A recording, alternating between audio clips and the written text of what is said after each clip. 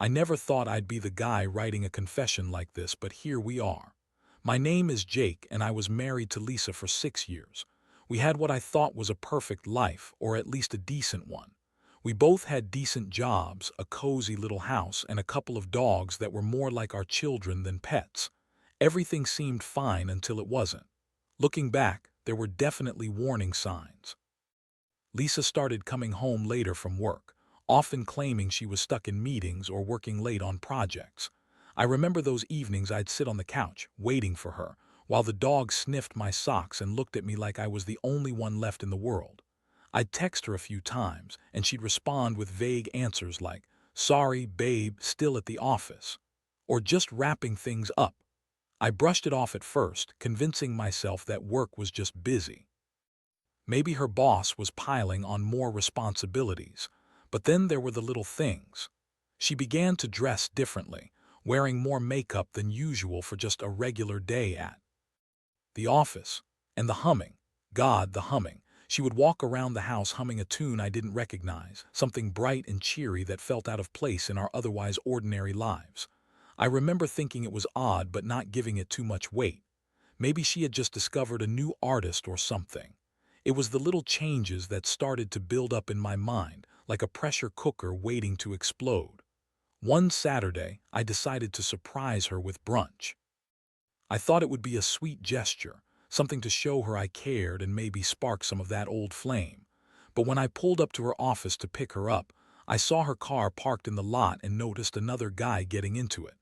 He was tall, with dark hair and a goofy grin, and something in the way they looked at each other sent a chill down my spine. I couldn't help but feel like I was intruding on something. I parked a little away and decided to wait. I watched as they drove off, her car disappearing around the corner. That's when the humming made sense. It wasn't just a random song.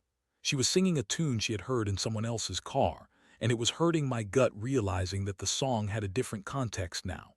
I spent the next few hours trying to convince myself I was imagining things, but my instincts were screaming at me. Later that day, I confronted her. I had spent the whole afternoon pacing around our house, throwing the dogs a ball just to distract myself, but I knew I had to ask her about what I saw. When I finally did, it was like a dam burst. She stood there in the kitchen, all casual and sweet, and I blurted out, "So I saw you with that guy today." Her face went pale, and for a moment time stopped. I could see every emotion flicker across her features, from confusion to panic and then to anger. "What guy?" She shot back, trying to play it cool, but I was having none of it. I described him down to the goofy grin. "You know who I'm talking about, Lisa." She denied it at first, claiming it was a work colleague, that they were just discussing some project. The excuses rolled off her tongue effortlessly. "You know how stressed I've been, Jake. You're just being paranoid." I wanted to scream, to shake her, to make her see the truth, but I just felt a crushing weight on my chest. I knew I wasn't imagining it anymore. The anger was mixed with an overwhelming sense of betrayal, and I felt like I was spiraling. I never thought I would be in this situation. We had built a life together, and now it felt like it was all crashing down. I didn't want to believe her lies, but her dismissive attitude made it hard to hold on to any hope I had left. As I stood there, I knew I needed to make a choice. The raw emotions were swirling in my mind: anger, sadness, and confusion. Part of me wanted to forgive, to find a way to work through this mess. But another part of me was screaming to get out, to take a step back and reassess everything. I had to figure out how to deal with this betrayal and where to go from here. The rest of that night was a blur. I could feel the resentment growing like a fire in my chest. I didn't know what to do next, but I was determined to find the truth, no matter how much it hurt. I had to get to the bottom of this, and somehow, it felt like it was just the beginning of my journey into the unknown. After that night, everything spiraled swiftly into chaos. I didn't sleep much, just tossing and turning in our bed while Lisa lay beside me, oblivious to the turmoil in my mind. I felt like I was a ghost haunting my own life, unable to confront the one person who was supposed to know me inside and out. The quiet humming she would occasionally break into felt like a mocking reminder of her betrayal. Each note echoed in my mind like an alarm bell. The next few days were suffocating. I tried to act normal, but it felt like I was living a lie. I went through the motions of work, returning home each evening to a house that felt more like a prison. I started noticing more signs that I had ignored before. Her phone seemed to be glued to her hand, the screen lighting up with notifications that she hurried to hide whenever I walked into the room.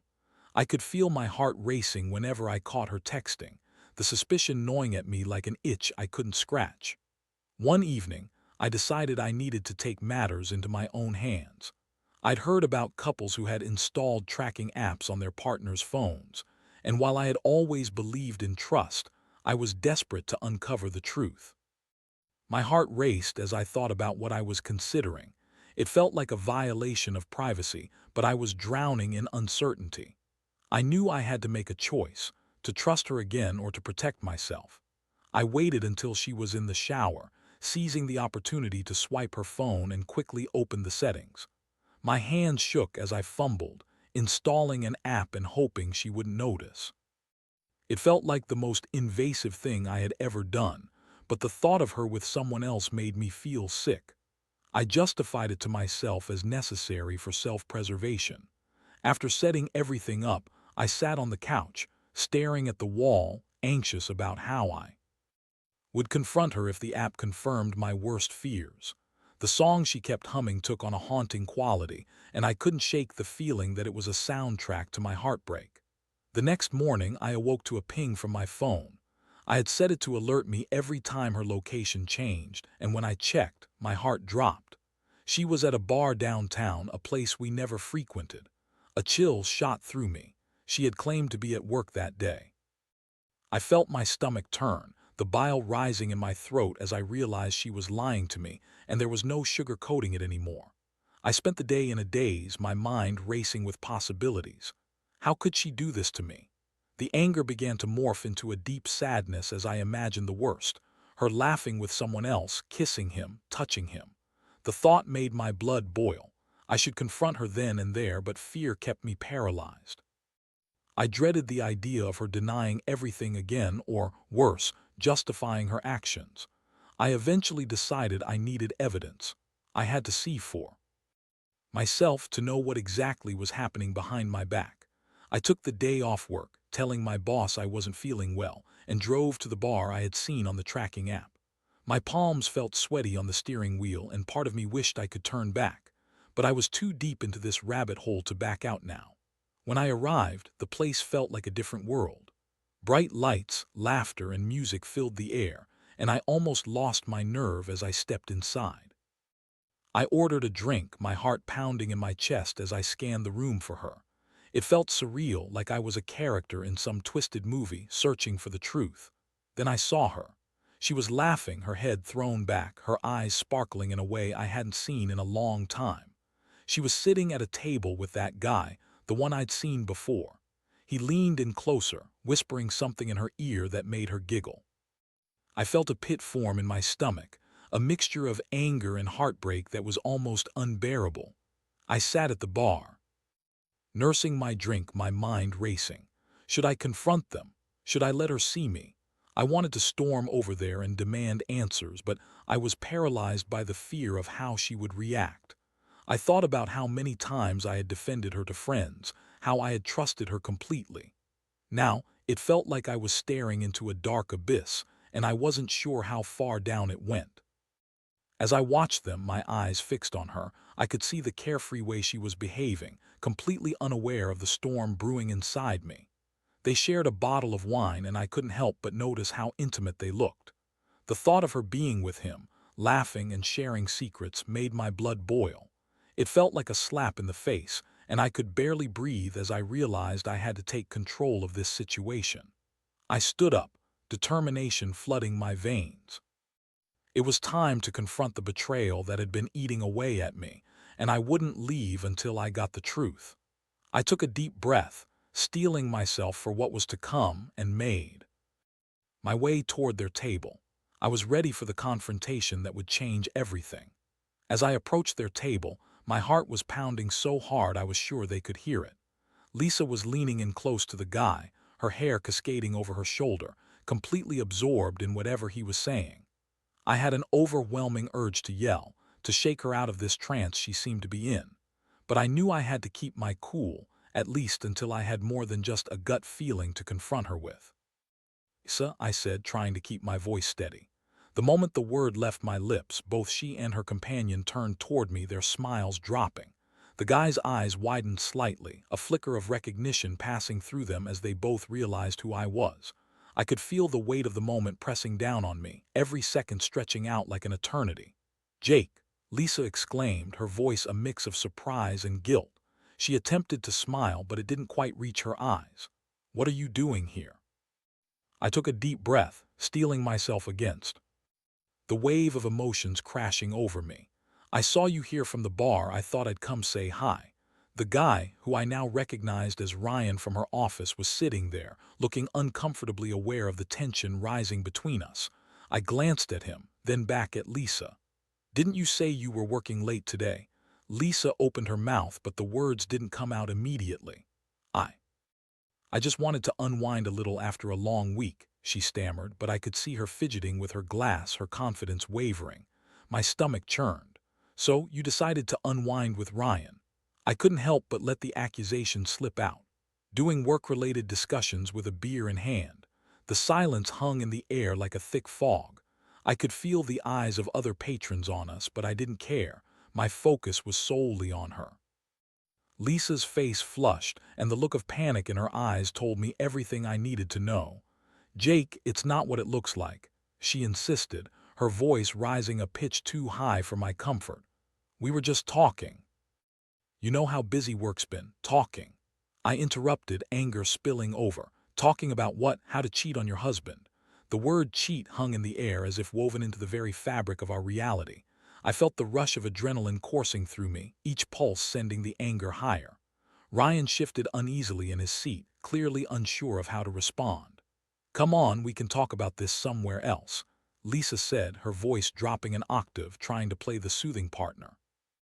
"You don't need to make a scene." "No, Lisa, I need to know what's going on. I deserve that much," I replied, my heart racing faster than my thoughts could catch up. "Are you having an affair with him?" Her eyes darted away from me, searching for a way out. "Jake, I'll explain everything, but not here." Her composure was cracking, and underneath her bravado I could see the fear. "Explain what?" I was done with her excuses. "How you've been lying to me for weeks. How you've been humming that stupid song and pretending everything is okay." She glanced at Ryan, who was now shifting even more in his chair, clearly uncomfortable with the mounting tension. I need a moment, just a moment, please." "Yeah, you know what? You deserve a moment," I said, but I was cut off as she stood up from the table, dragging Ryan with her. "Let's talk outside, Jake," she said, her tone firm but shaky. I could see the tears starting to form in her eyes, and for a moment I almost felt pity. But then I remembered the betrayal, the way she had dismissed my feelings, and the anger surged back. We moved outside, the night air cool against my heated skin. The bar was buzzing with laughter and music behind us, but it felt like we were in a separate universe. I watched as she took a deep breath, preparing herself for whatever flimsy excuse she would try to conjure. "Listen, Jake, I didn't think you'd come here," she started, but I cut her off again, my voice low and dangerous. "Did you think I wouldn't find out? Did you think I wouldn't care?"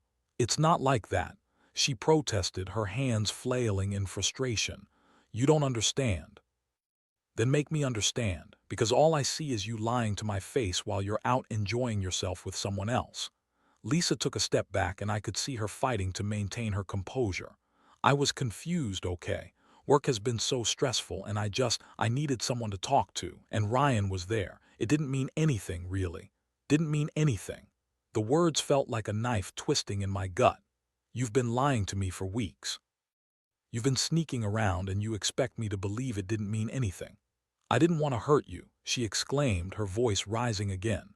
"I was trying to protect you. I never meant for it to go this far." I shook my head, the disbelief washing over me like a cold wave. "Protect me? By cheating on me?" Tears streamed down her face, and I felt my heart tighten at the sight of her anguish. But I quickly pushed that feeling aside. I had to stay strong for my own sake. "Just tell me the truth, Lisa. Do you love him?" The silence that followed felt deafening. I could see her contemplating her answer, her breath hitching in her throat. It's complicated, she finally said, and the words sliced through me like a dagger. Complicated, I echoed, my voice thick with betrayal. What's complicated about cheating on your husband? Either you love me or you don't. I still love you, she cried, but the desperation in her voice felt like an empty promise. I don't know what I was thinking. I felt lost. Lost, I spat. You were lost, so you decided to crawl into bed with someone else. She opened her mouth to respond, but I could see the fight leaving her. It was as if the reality of what she had done was finally sinking in. I didn't want to hear any more excuses. I had to make a decision, and I needed to do it soon. The world around us faded, and it felt like it was just the two of us in this moment, trapped in an emotional deadlock. I could feel the anger, the betrayal, and the heartbreaking sadness all fighting for dominance in my chest. I had to decide how to move forward from here, and I knew the resolution would forever alter the course of our lives. The confrontation hung in the air, thick with tension and unresolved emotions, as I stood there grappling with the reality of everything Lisa had just said. My heart raced, caught in a loop of anger and heartbreak that threatened to swallow me whole. I was desperate for clarity, but every word she uttered felt like another nail in the coffin of our marriage. Jake, please, Lisa pleaded, her hands trembling as she wiped away her tears. I know I messed up, but I want to make this right. I don't want to lose you. The desperation in her voice tugged at something deep within me, but I could feel the weight of her betrayal anchoring me down. You already lost me, Lisa, I said, my voice low and steady, as I struggled to keep my composure amidst the chaos of my emotions. You've been lying to me, sneaking around, and now you're standing here trying to convince me it was just a mistake. The irony of her words struck me. A mistake. How could she reduce something so monumental to a mere mistake? The thought of her with Ryan, of their laughter echoing in my ears, made my stomach churn. What were you thinking? Did you even think about me? I did think about you, she exclaimed, frustration mingling with tears. I was just overwhelmed. I thought I could handle it, but then it spiraled out of control. I never wanted to hurt you, I just got confused. I shook my head, trying to process the whirlwind of emotions and the tangled web of lies. Confused. You didn't just wander into an affair by accident, Lisa. You made a choice. You chose to be with him instead of being honest with me. The silence that followed was deafening. I could see the realization dawn on her face, the weight of her actions crashing down like a heavy wave. But I knew I wasn't ready to forgive, not yet. Not when the memories of our laughter and love felt tainted by this betrayal. I don't know how we can come back from this, I said, my voice barely above a whisper. You shattered my trust, Lisa. It's like I'm standing on the edge of a cliff, and I don't know if I can take that leap back into our life together. Lisa stepped closer, her eyes pleading. I'll do anything to fix this. Just give me a chance to prove it to you. I'll go to counseling, I'll go to therapy, anything you want. Please, Jake. I wanted to believe her. I wanted to grasp onto that flicker of hope she was offering. But the betrayal cut too deep, and a part of me wondered if I could ever trust her again. The thought made me feel physically ill. What if it happens again? I asked, my voice trembling. What if you feel lost again and decide that the best way to cope is to run to someone else? How do I know you won't do this again? I swear I'll work on myself, she insisted, desperation creeping into her tone. I've been so focused on work and other things, and I just lost sight of what really matters. You matter to me, Jake. You really do.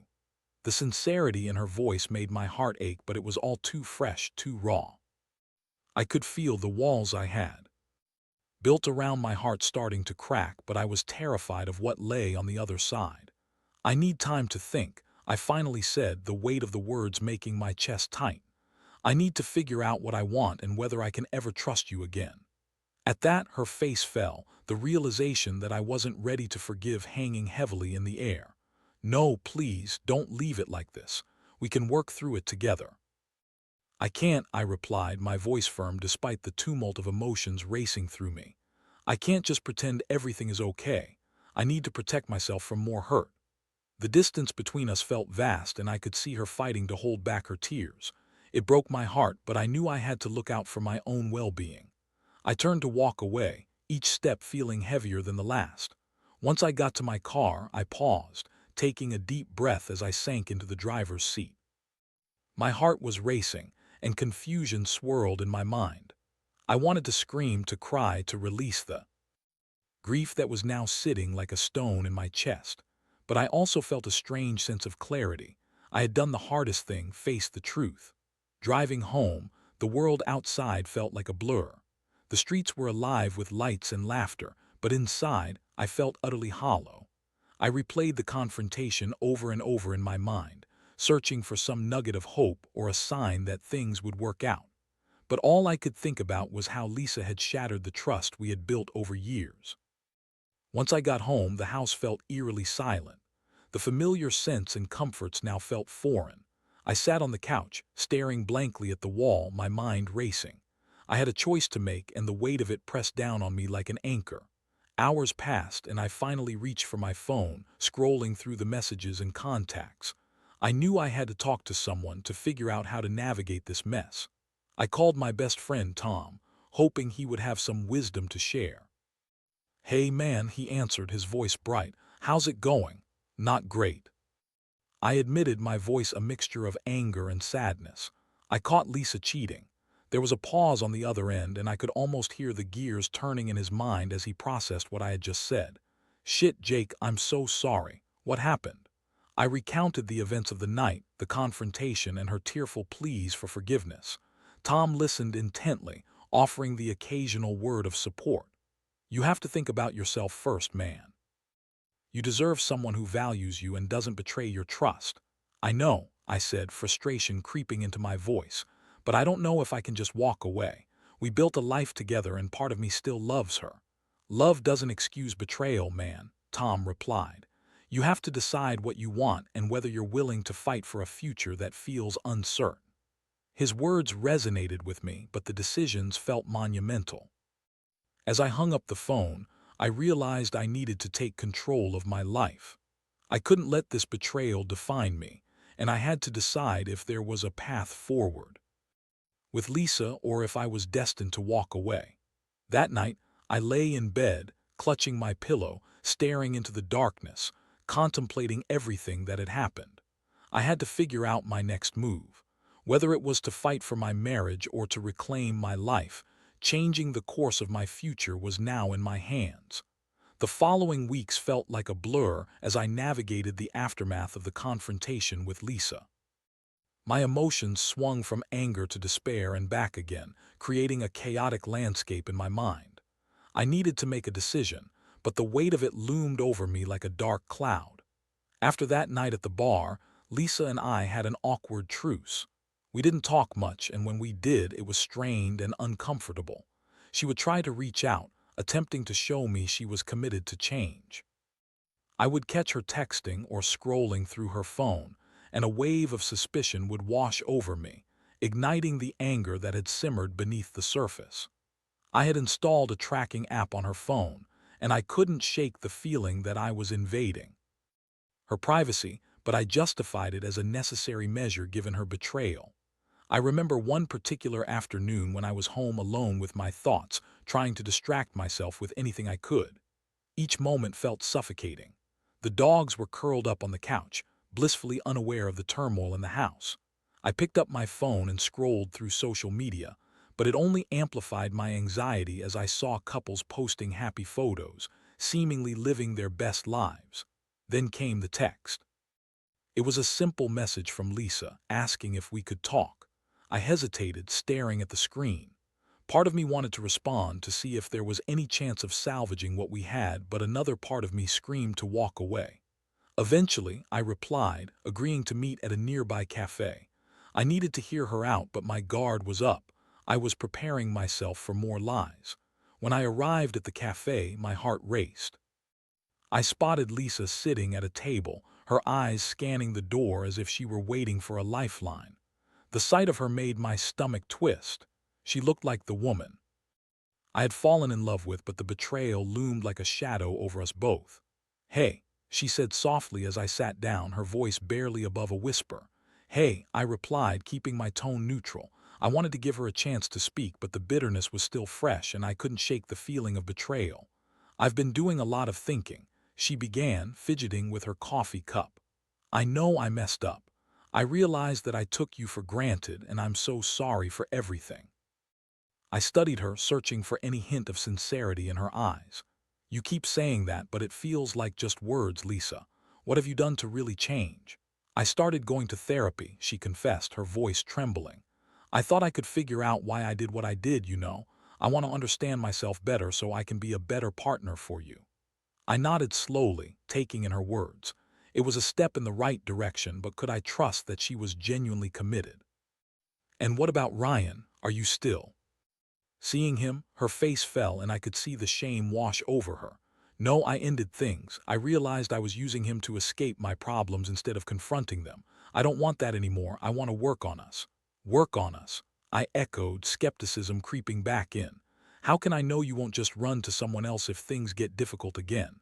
I can't promise I won't make mistakes again, she said, her voice breaking. But I want to try.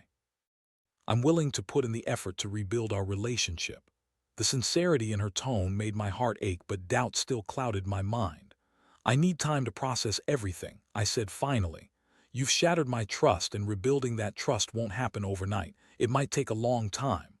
I understand, she replied, her eyes brimming with tears. I just want you to know how much I care about you, even if I've messed up. I'm willing to do whatever it takes. The conversation shifted from apologies to plans for the future, but I could feel the weight of uncertainty pressing down on us. I wanted to believe in the possibility of healing, but the scars from her betrayal ran deep. I left the cafe that day feeling conflicted, caught between the hope of redemption and the fear of repeating the past. As the days turned into weeks, I focused on myself, trying to process my emotions and figure out what I truly wanted. I spent time with friends, poured myself into work, and even started going to the gym again, an outlet I had neglected for far too long. It felt good to reclaim parts of my life that had been overshadowed by Lisa's betrayal. But every time I saw her, my heart would betray me. I would catch glimpses of the woman I loved, and a flicker of hope would ignite within me, only to be met with the harsh reality of her choices. I started noticing changes in her behavior. She was more attentive, more present. She was trying to be the partner I once knew, but I was hesitant to let my guard down. Each time she showed me affection or tried to connect, I couldn't ignore the nagging voice in the back of my mind that reminded me of her deceit. One evening, after an especially tough day, I came home to find her waiting for me with a homemade dinner. The effort she put into it tugged at my heartstrings, and I felt a mixture of warmth and apprehension as we sat down to eat. As we talked, I could see the determination in her eyes, but lingering doubts clouded my vision. Jake, I know I don't deserve your forgiveness, she said, her voice soft and sincere. But I want to earn it. I want to be the partner you deserve.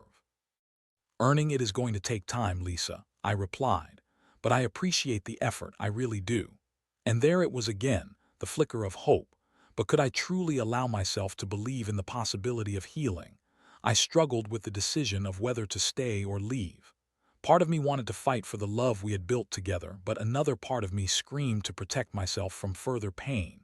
I realized I had to confront my fears, to confront what was at stake. Finally, after much contemplation, I decided to meet with a couples counselor. I figured it might help both of us navigate our feelings and give us a safe space to discuss our issues. I reached out to Lisa, telling her about the idea. I'd love that, she said, her face lighting up with enthusiasm. I think it could really help us.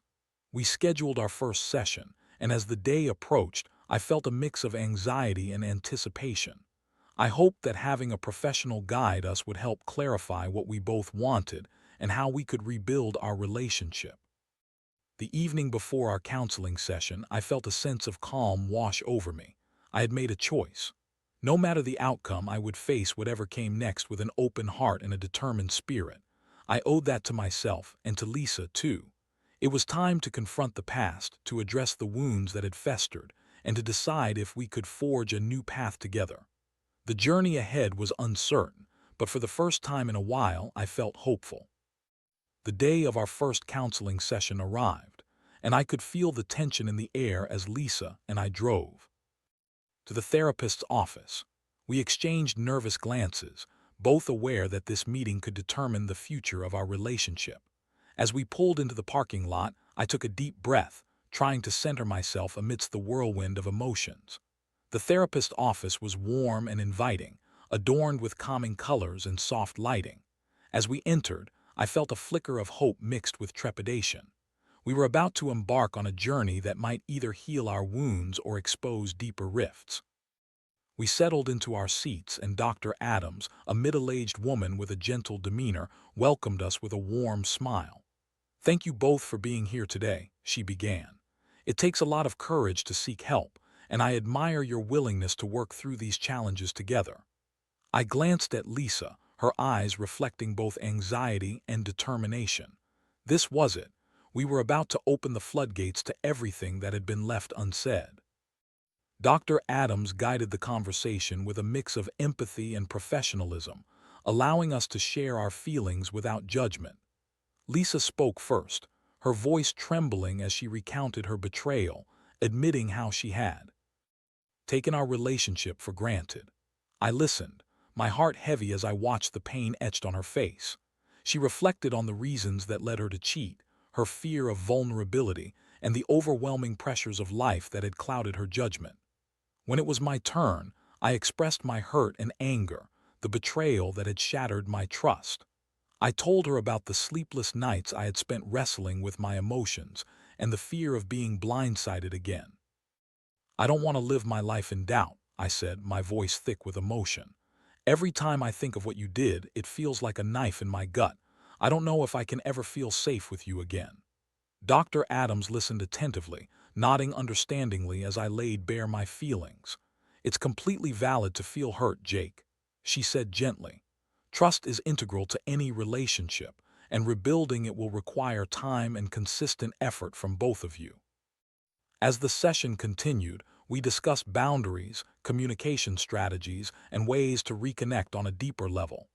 Lisa mentioned her commitment to therapy, how she was working on understanding her own insecurities and fears. I could see the sincerity in her words, and for the first time in a long while, I felt a flicker of hope that maybe we could rebuild something stronger. With each session, I began to feel a weight lift off my shoulders. We learned to communicate more openly, to share our fears and desires without the fear of judgment. Lisa made efforts to show me she was committed to change. She was more attentive, engaging in conversations with a newfound depth that hadn't existed before. It was as if a light had been turned back on in our relationship. However, there were still moments that tested my resolve. I would catch myself feeling uneasy when she was out with friends or when I saw her phone light up with messages. But through counseling, I learned to vocalize my insecurities. I realized that it wasn't about controlling her. It was about rebuilding our trust through open dialogue and vulnerability. One evening, after a particularly productive session, Lisa and I sat on the couch, sharing a bottle of wine and reminiscing about the early days of our relationship. A warmth spread through me as we laughed and reminisced. The heaviness of betrayal momentarily lifted. "Do you remember that road trip we took to the coast?" she asked, her eyes sparkling with nostalgia. "We got lost but ended up finding that little diner with the best pancakes. I think we spent more time getting lost than we did actually driving." I chuckled, the memory bringing a smile to my face. "How could I forget? You insisted on taking that shortcut, and we ended up on a dirt road surrounded by cows. I thought we'd end up dead in a ditch." She laughed, and I joined in, the sound of our laughter filling the room. It felt like a glimpse of the couple we once were, and for the first time in a while I allowed myself to savor that feeling. But the road ahead was still long, filled with bumps and uncertainties. I had moments of doubt, times when I questioned if we would ever truly heal. But with every session, every honest conversation, I could feel the foundation of our relationship being rebuilt. As the weeks turned into months, I found myself falling in love with Lisa again, but this time it felt different. It was a love forged in the crucible of pain and betrayal, a commitment to growth and healing. I realized that while the scars of her infidelity would always be a part of our story, they didn't have to dictate our future. And then came the day when I realized how far we had come. As I lay in bed one morning, I turned to Lisa, who was still sleeping peacefully beside me. I marveled at the woman I had almost lost and the journey we had taken together. I felt grateful for our second chance, for the hard conversations that had ultimately strengthened our bond. In that moment, I made a silent vow to cherish our love and to remain vigilant in nurturing it. I understood that relationships require ongoing effort, and while the road might never be completely free of obstacles, I was willing to face them as long as we faced them together. So to anyone out there going through a similar situation, I would say this: trust can be rebuilt, but it requires honesty, vulnerability, and a willingness to confront the pain together. It's not an easy journey, but with commitment and effort, there's always a chance to find your way back to each other. Life can be unpredictable, but love, when nurtured, can endure even the deepest wounds.